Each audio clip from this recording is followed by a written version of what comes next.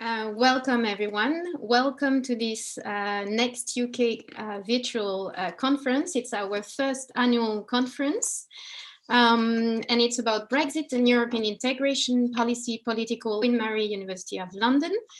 Next UK is a project about the future of EU-UK relations, and we are based at the School of Politics and International Relations. I'm a reader in European integration and international relations, and my expertise initially is about EU migration, justice, EU migration policy, justice and home affairs. And I have also worked on EU public policy responses to COVID-19. This is a project that is co-funded by the Erasmus Plus program of the European Union. And we are very grateful that you take the time to participate in this conference. So over the course of the afternoon and tomorrow afternoon, there will be 2 roundtables. We have 4 rounds of parallel panel sessions. We have about 50 speakers and discussions on topics ranging from the impact of Brexit on EU external action to the possible reform of Article 50. And I'm sure we will talk about what happened or what is happening in the 8th round of negotiations at the moment, and the recent, let's say, hiccups that have happened in British domestic politics. I would like also to thank all of you for joining from different parts in Europe. We even have participants actually from the US. So thanks for taking the time and maybe being in different time zones. And you will see that we have a mix of both speakers and participants in the audience. We are not only just academics, but the ambition of this project is also to reach out to policymakers and to different sectors in society and to the general public. So again, welcome to everyone. In a minute, we will be receiving official welcomes by Kim Hutchings from Queen Mary University of London, and followed by a keynote speech by Philip Rycroft, who was permanent secretary of the UK DEXEU, the Department for Exiting the European Union, until March 2019. But before, I just wanted to say a few words about NEXTEUK again. It's, again, as I said, an EU funding research project. We have, I'm the principal investigator, but we work in a team. You will meet in a minute my colleague, Agathe Piquet, who's the postdoctoral research officer or assistant, and who has done also a huge amount of work in preparing this conference. And all my colleagues who you will meet during the sessions, we have Davor Yonkik, we have Stella Ladi, Stein van Kessel, we have Tim Bell, and many more, Violeta Moreno-Lax, all coming from different disciplines. And I think this is a great opportunity to meet all these experts on different topics. We have different activities. This is our biggest annual conference. We will also have a PhD summer school coming up next summer in July 2021. Hopefully it will take place physically, maybe virtually, we will see. And we have a lecture seminar series taking place virtually at the moment, but that we hope to resume also on campus at Queen Mary, and also possibly at Europe House if we can, where we had already several events. I will now actually give the word to Agathe, who will introduce the rest of the project and herself. Agathe, the floor is yours. I'm Agathe. I'm one of the NEXTEUK team managers, and I'm postdoc researcher at Queen Mary Center for European Research. First of all, I want to thank all the speakers. They have been very accommodating with this exceptional remote format.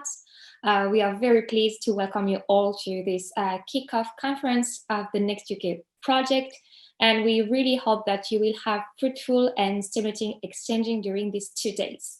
Just a last word before I leave the floor to Julie about the NEXTEUK project, so it goes beyond the conference, and we've got a permanent call for papers and for contributions.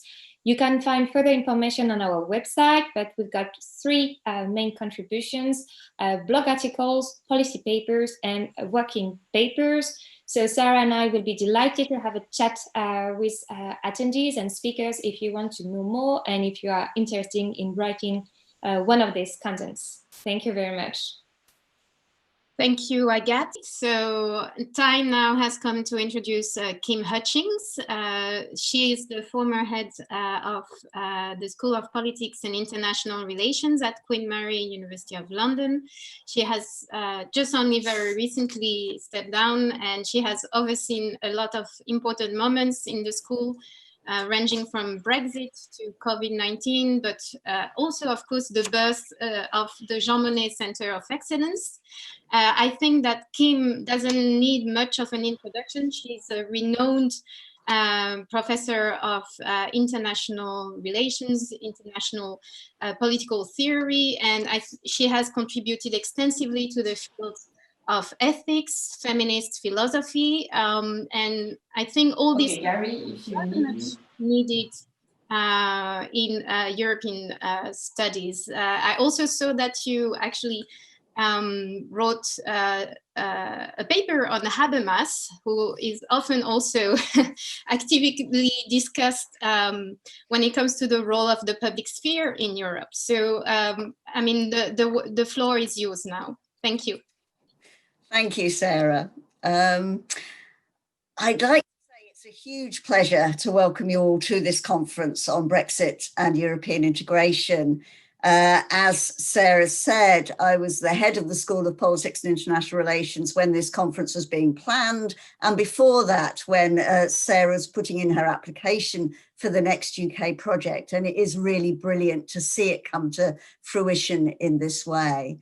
I'm only sorry that I can only welcome you virtually on behalf of Queen Mary University of London and of the School of Politics and International Relations. It would have been lovely to be able to welcome everybody in person.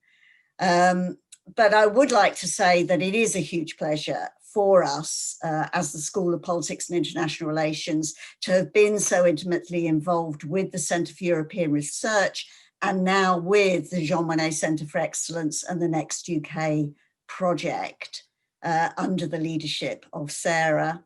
The success in Sarah's gaining the Jean Monnet award clearly relates to the enormous strength of scholarship and research on British politics and EU politics and the relation between the two of them that we have concentrated at Queen Mary University of London, in particular in the School of Politics and International Relations. And as Sarah mentioned also, several of those people will be speaking at the conference today. I'd just like to note how much I admire the expertise of so many of my colleagues, such as Sarah herself, Professor Tim Bale, Dr. Paul Copeland, Violeta Moreno-Lax, etc., etc. So it's great to see them as part of this ongoing discussion, but also as it broadens out to an international audience.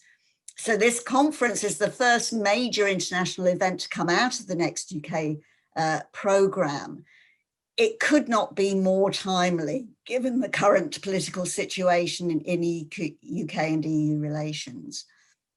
We're all deeply uncertain about the future, and it's really brilliant to see such a wonderful lineup of contributors who are all using their expertise to address pressing questions about the UK and the EU and how they will move forward together and, much to be regretted, also apart.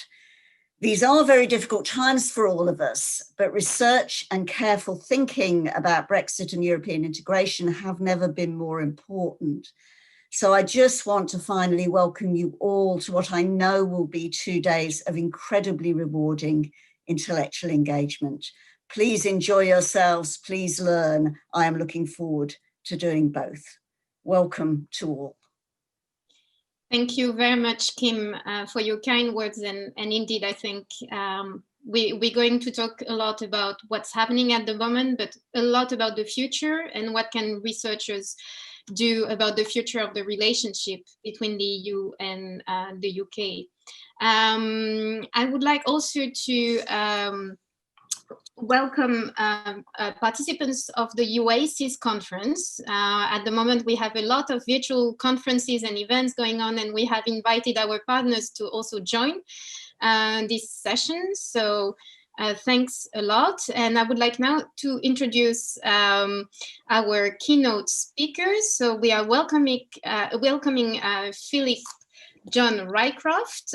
You are going to speak about, I think the title was well thought because it gives a lot of flexibility. The title is "Where Are We At? The EU-UK Negotiations So Far and Future Challenges." And I can assume that you have had some last-minute changes to your talk. I just want briefly to highlight also a little bit of your career and your biography. Especially because I'm really pleased to welcome someone who mixes actually Scottish, British, and EU expertise at the same time. I actually discovered in your biography that you had been seconded to the cabinet of Sir Leon Britton in the European Commission. That was back in 1995, 1997. You have worked also for the Scottish government, I think we could say, at the time, and in the Scottish Executive's Policy Unit in 1999, where you were deputy head.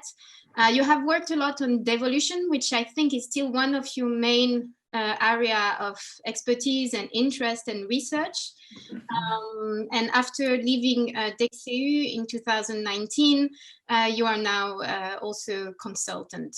So thank you, Philippe, again for accepting this invitation, and the floor is yours. Thanks very much, Sarah. You stole my opening lines, of course, when we were thinking about the title for this. Recognizing how fluid the situation was, we did agree a nicely open title, and you're quite right. I was rewriting stuff last night to accommodate what has been another extraordinary week in British politics. So, and it's only Thursday lunchtime. I'm talking for about 15 minutes or so. Dallas, you'll show me a red card if I look as I'm going to spill over that. It's a lot to pack in 15 minutes, but my basic proposition that I want to put to you is that Brexit, as it is now shaping up, is more or less on course to deliver the key goals that underpin the commitments in the referendum campaign to take back control. But the force of that revolution, and it is a revolution, I think, in British affairs, is by no means spent. The UK has reclaimed sovereignty, but what the effect of that will be on the future of this country remains far from clear. Fortuitously, perhaps for me, but maybe less so for the UK, the publication of the Internal Market Bill yesterday is a perfect illustration of my proposition, but I'll come on to that later. So I want to do two things. Firstly, to reflect briefly on the state of the negotiations, and secondly, and more substantively, to attempt some sort of stocktake on where we've reached on the Brexit prospectus and what might lie ahead in terms of those future challenges. So first on the negotiations, we don't know yet whether we'll get a deal, a trade deal or not, although as of today, it is less likely, in my view, than it was a week ago. So we don't know whether we'll get a deal or not, but some things we do know. Whatever the outcome, we know the broad nature of our future trading relationship with the EU. Deal or no deal, there will be a trade border between the UK and the EU for both goods and services. Goods will face border controls, customs, regulatory and security checks. Services will broadly have to learn to adapt to home state rules. There will be minimal regulatory alignment. The UK's trading relationship with the EU will be squeezed right down to the hard end of the spectrum of possibilities envisaged in the aftermath of the 2016 referendum. Now that leads some to claim that as a consequence, the difference between no deal and a deal is insignificant. I don't agree with that. No deal is evidently consequential for those industries that would face major tariffs, in particular agri-food and automotive. No deal would exacerbate the huge, massive logistical challenge of adjusting to a new trade border at the end of this year. Without the goodwill of a trade deal, there would be a sharply increased risk of short-term disruption at the border. More widely, failure to achieve a trade deal would sour relations across the piece, making it much harder to get agreement on other aspects of the UK-EU relationship. In a no-deal scenario, how quickly would the EU move to grant equivalent status for financial examples?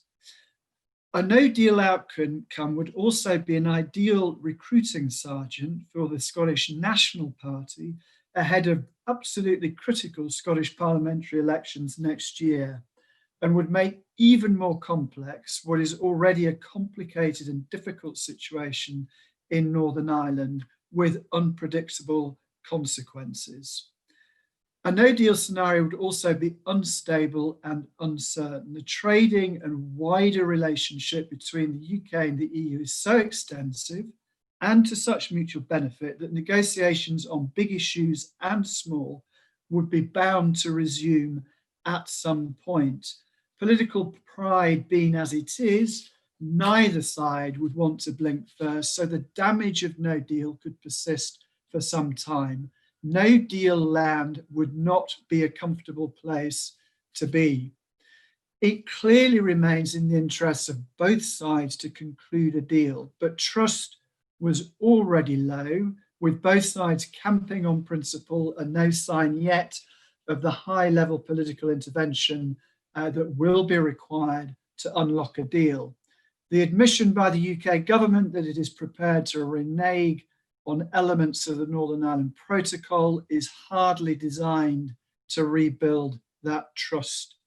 Whether it is a prelude to a walkout or another cack-handed attempt to bludgeon the EU side into concessions, we don't fully know.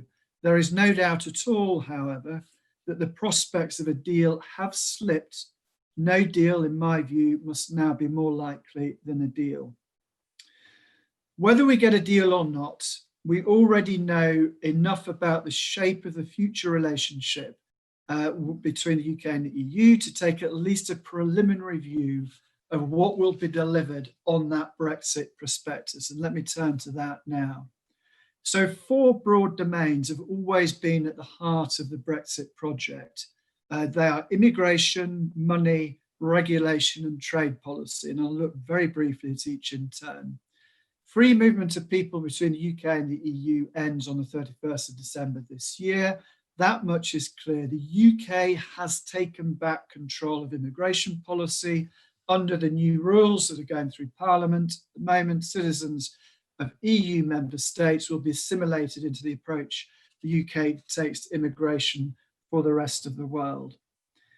Once it has defrayed the obligations it accepted in the withdrawal agreement, presuming it sticks with them, the UK is vanishingly unlikely now to be paying significant sums into the EU budget. This will save net just under £190 million a week. Coincidentally, for those who like coincidences of this sort, more or less the same as the current fiscal transfer from the UK government to Scotland. The sort of Brexit that this government is committed to will deliver on the commitment to extricate the UK from the EU budget. On the third major promise of Brexit was to give the UK freedom to conduct its own trade policy. The UK will once again speak for itself in the WTO. Negotiations are underway or soon will be with the US, Japan, Australia, New Zealand, and Canada. There are ambitions for the UK to join CPTPP. That's the Comprehensive and Progressive Agreement for Trans-Pacific Partnership, for those who are not following trade policy. The UK has got back its independent trade policy. The final domain of potential opportunity for the UK post-Brexit is the broad regulatory sphere. Any deal now done with the EU will leave the UK with considerable flexibility to diverge from EU regulation and create its own regulatory space. There will be many opportunities for Parliament to shape regulation from financial services to management of waste in a way that is more directly tailored to UK interests. The UK, in theory, will also be better able to move swiftly to create new regulatory regimes for the technologies of the future, thereby carving out a competitive opportunity. So the government is well on track to deliver substantively on that promise to take back control. Seen from the perspective of the options still under discussion in late 2016, including whether the UK might stay in the single market and customs union under some sort of EEA type relationship, this is the full fat version of Brexit. This government under Boris Johnson has shown no doubt the reassertion of sovereign choice has been the goal, and that goal will be achieved. But at what cost? Here the scorecard, I think, is far more opaque. The UK is not yet out of the transition period. Those new trade deals are not yet struck. Those new regulatory freedoms are not yet feeding into increased UK productivity. Nevertheless, we're now over 4 years since the referendum. The world has not stood still. The shape of Brexit has been evident for some time. A preliminary reckoning of the challenges that Brexit brings in its wake is, I think, possible. Economically, Brexit, he says euphemistically, has yet to usher in a bright new dawn. Pre-COVID, some estimates have it that the UK economy had already lost about 3% of growth compared to a basket of similar countries. This is consistent with the economic modelling, including the modelling my team did when I was in government, that shows that the sort of Brexit now contemplated will lead to lost growth of around 5% of GDP over a 15-year or so horizon. With no trade deal, that could rise up to 9%. Lost growth to date is probably mainly due to cancelled, postponed or diverted investment. Lost growth in the future will be largely down to the increased barriers to trade with our main market. Those great trade deals that are on offer will not compensate for the impact of coming out of the most extensive and successful free trade area the modern world has seen. A good US deal will increase GDP by only 0.16%, a Japan deal by 0.07%, an Australian deal by 0.02%, and a New Zealand deal by next to nothing, or indeed could be negative for the UK. Now, lost growth means lost revenue to the exchequer. Estimates suggest that revenue will be down by about £10 billion annually for each percentage point of lost GDP. So if those estimates of lost GDP to date are accurate, that means lost revenue of around £30 billion a year to the UK exchequer. That, of course, has to be set against a saving from our EU budget contribution. You can do the maths. Moreover, while we wait on the easements from more effective UK-focused regulation, the burden and cost of regulation actually increases. The government recently committed another £700 million for border preparations. This is deadweight cost. It adds no economic value. More British bureaucrats, over 25,000, is the price of saying goodbye to Eurocrats. The Treasury has to date committed something like £8 billion in total for Brexit preparations. In addition to that, there will be the direct administrative costs to businesses.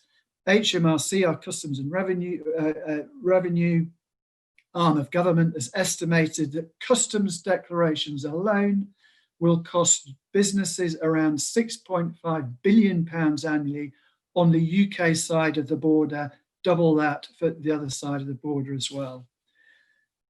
Deal or no deal, however, the effects of all of this will be somewhat blurred by the fallout of the pandemic. There will be some potentially quite severe sectoral effects and so lost jobs. But for most people, the impact will, on a day-to-day basis, be less evident. The UK will still grow, just more slowly than it otherwise would have done, and we are less likely to miss something we never had in terms of lost potential growth. Brexit, therefore, is unlikely to be seen as the economic disaster that some had feared, but nor will it be vindicated as a great economic liberation. But the key point is Brexit was never primarily an economic project. The UK may end up being a bit less well off, but that has to be set against the primary goal of Brexit, the taking back of sovereignty. Sovereignty can, of course, be an end in itself. It is the answer to its own question. But even the most ideologically driven would perhaps accept that the assertion of sovereignty is intended to have an effect, and that effect is in some ways measurable. So I want to test the impact of Brexit against three yardsticks: the UK's place in the world, the sense of unity in the country, and the cohesion between its component parts. It is in these domains that we see how the shockwaves of the Brexit revolution continue to create turbulence, making it very difficult to foresee what the future might hold. On the first, the UK's place in the world, it remains unclear how this government will seek to assert its international ambitions now the UK is out of the EU. Still the sixth biggest economy in the world with substantial military and diplomatic resources, the UK continues to have the capacity to wield serious influence. Some of the pipe dreams of the post-Brexit future, I think, have fizzled and popped on encounter with reality. Neither the Commonwealth sentiment nor the undoubted amities of a KENSUK, that's Canada, Australia, New Zealand, UK relations, appear to be likely vehicles for reinvigorated British global presence. Nor is it clear how far the UK will continue to seek cooperation with the EU on foreign policy and security issues. The UK will, however, inevitably carry less weight in the affairs of the European continent. Can the UK compensate for that loss? Can the UK use its post-Brexit position to optimise its role as the cross-Atlantic go-between? Or will Brexit reveal the mismatch between inflated perceptions of the UK's post-imperial status and the realities of life for a middle-ranking power off the Northwest European continent in a world of competing power blocks? Far from settling the matter, Brexit has flung wide open, once again, the question of the UK's role in the world. What about the sense of unity within the UK? There is, for the foreseeable future, no going back on Brexit. In what was a coruscating debate, one side of the argument won and has relentlessly pushed its advantage to deliver the hard version of its truth. Will that mean that those on the losing side of the argument reconcile themselves, however reluctantly, to this version of the country's future? Opinion polls. I'm sorry, I've tried to show the red card, but we Okay. got all the time. I'm sorry to interrupt, but could we come to a conclusion? Yes, I will rattle on. Sorry, I didn't realise I was getting over time. So on the question of identity, opinion hasn't shifted hugely, but we see the country is still very much divided, as evidenced by the election campaign last year, where you see a very clear demographic split. The numbers of those older folk voting Conservative, very few of the younger end of the population voting for this government. In short, the young are not reconciled to the trajectory the country has taken. The first past the post system has flattered the Conservatives with an 80-seat majority.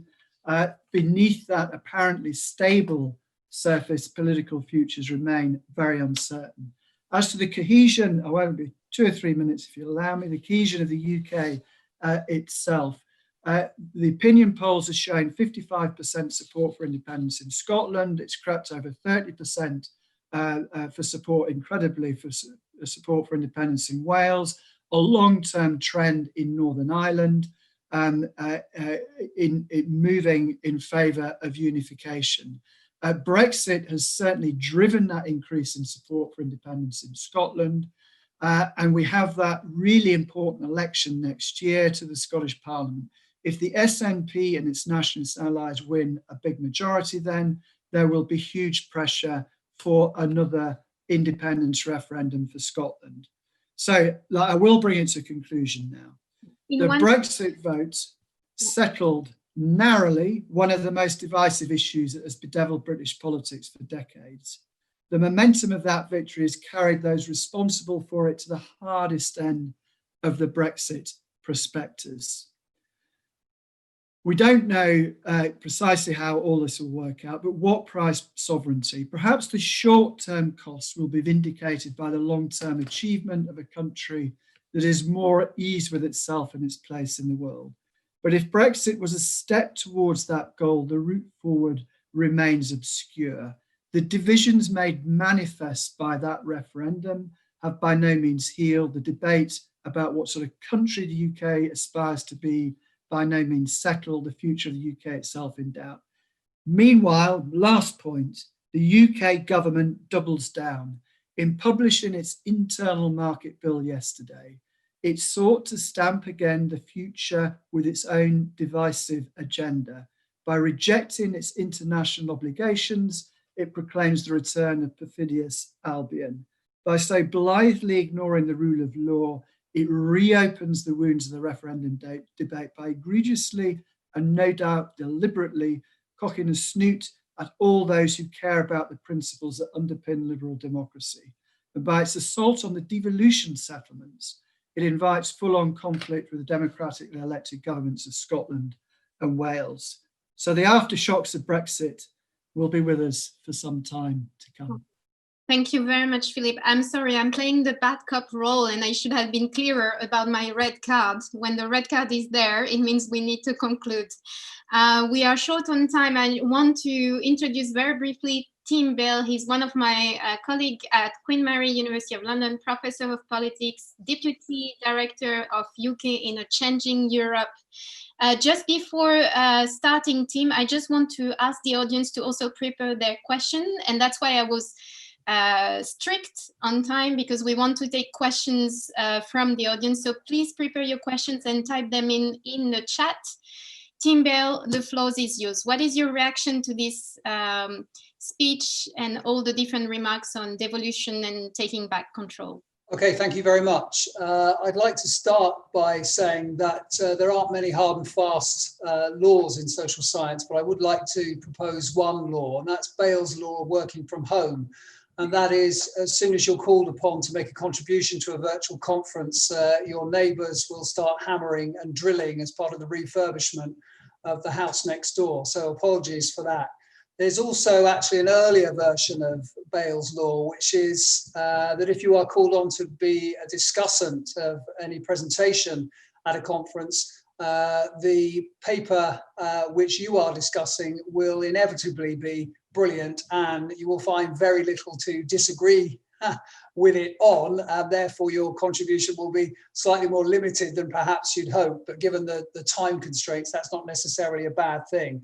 I want to echo actually some of the points that Philip made, because I think they are very important. The first one I think that he made was that the consequences of no deal are actually significantly different to the consequences of a deal. Although one may call the deal skinny, thin, or whatever, any deal that can be done by the UK and the EU before we leave transition will make a difference, not only in the short term in terms of hopefully at least decreasing, if not eliminating, some of the disruption that we may see at ports, but also in terms, as Philip stresses, of creating the kind of goodwill that we will need going forward, because Brexit might be over, and who knows, it might be completely over after the 31st of December if we manage to leave with an FTA. But even then, we will need to continue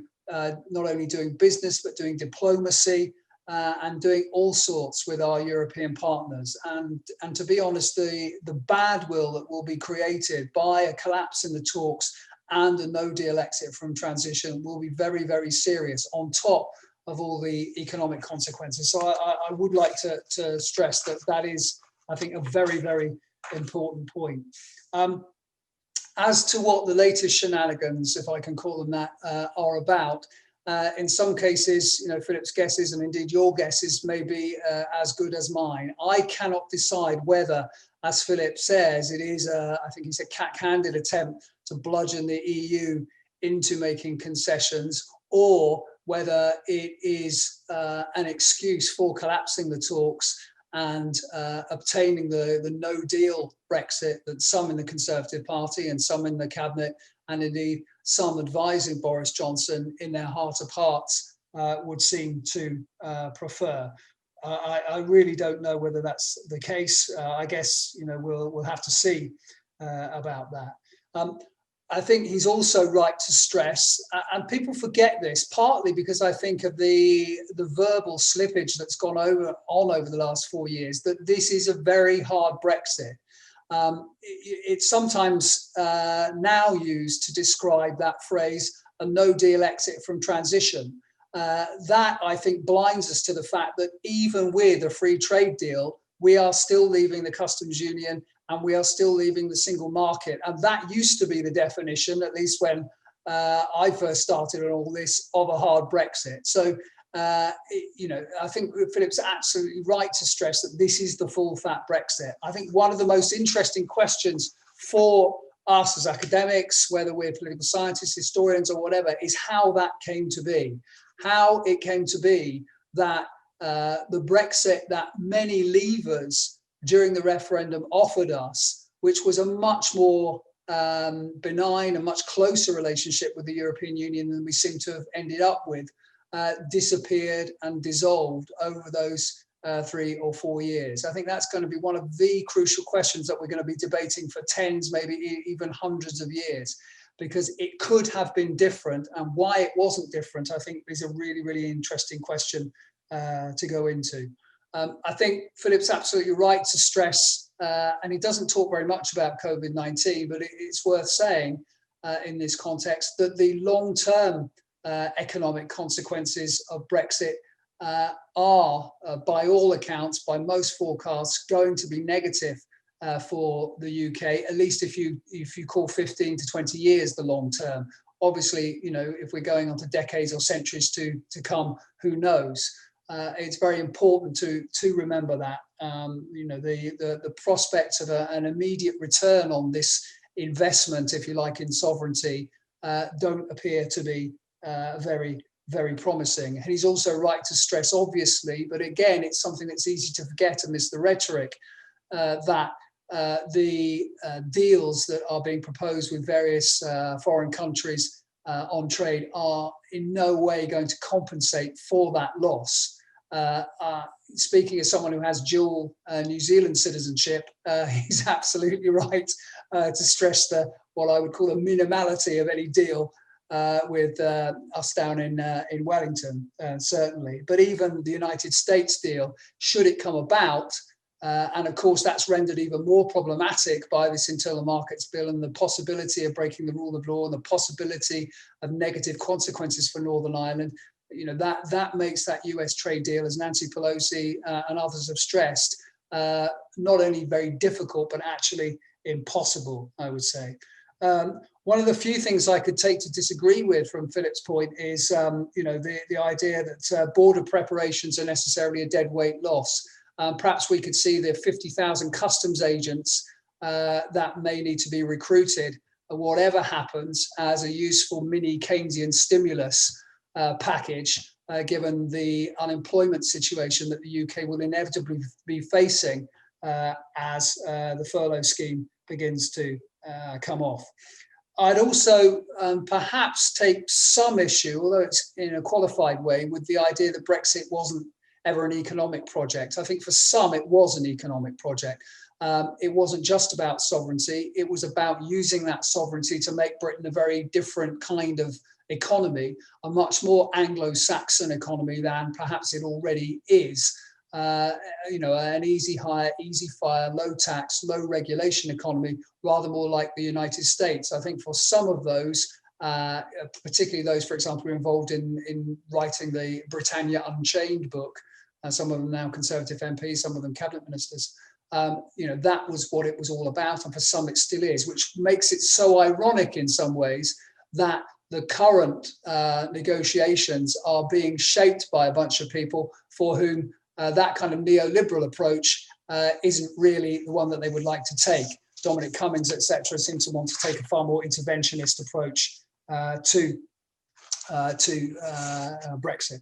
Right, finishing up then. I think I would say that not only are Philip's warnings about, you know, the consequences of this breaking of international law well taken, but they are part of a pattern of behaviour that we have seen from this government ever since Boris Johnson became Prime Minister. I do worry that we will once again get into this populist game of the people being pitted against what we have come to regard as the core institutions of our liberal democracy. So Parliament, even if that does include the House of Lords, not a particularly democratic structure, but also perhaps the Supreme Court, and also, of course, other political parties.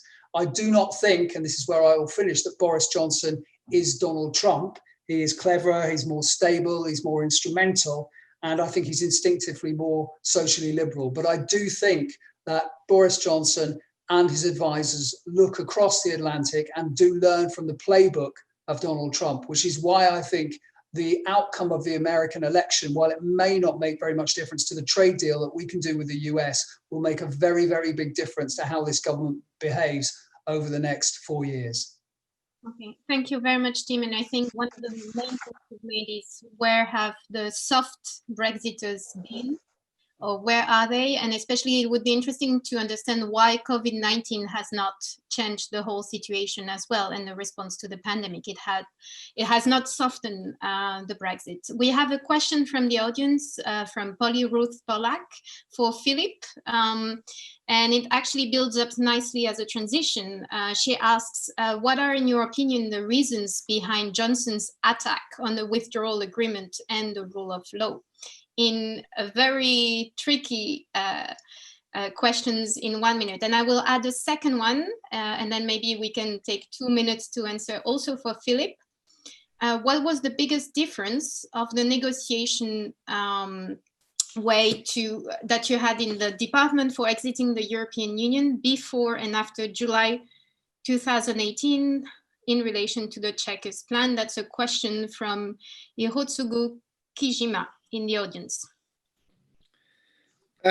So why, first question, why is the government attacked the withdrawal agreement?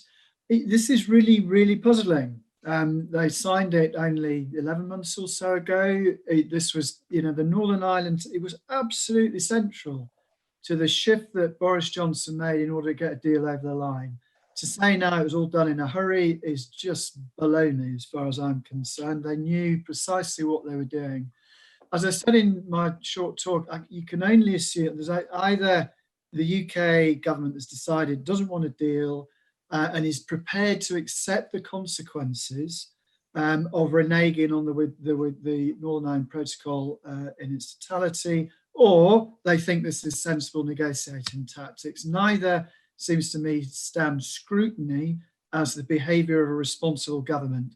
We just need to remember the reason for the Northern Ireland Protocol was to prevent the return of a hard trade border on the island of an island. That is a border with a history, and nobody wants to go there again. This is very, very serious stuff. The second question about the sort of what went on in 2018. Really, the Chequers moment was a very, very significant moment. It's the moment that Theresa May put on the table her preferred outcome. And her first task was to persuade her own cabinet to accept that. And it fell at that hurdle. David Davis resigned, followed shortly thereafter by Boris Johnson. And she never really, I think, regained that momentum. It was already being greeted with some skepticism as a deal by the EU. And the fact that she couldn't say, my cabinet, my government, my party is united behind this, I think really took the wind out of her sails. It was a very significant moment in the trajectory of her premiership. Thank you very much. We had a broader question. I won't give you the floor, but just for the sake of the debate, we had also a question from Simon Hersherwood, who drives and decides Brexit policy in the UK, who is listened to. I think this is a general question that will stay on for the whole conference. I would like to thank you both for your interventions. For insightful analysis of the situation, which is not always very positive. And I think as researchers, we want to try to analyze, but also to influence, or if possibly, policy. And this is a very tricky one. So thank you, everyone. And thank you very much again to both of you. I appreciate your time. It's extremely busy, at least for the academic year. So thank you, Philip, and thank you, Tim.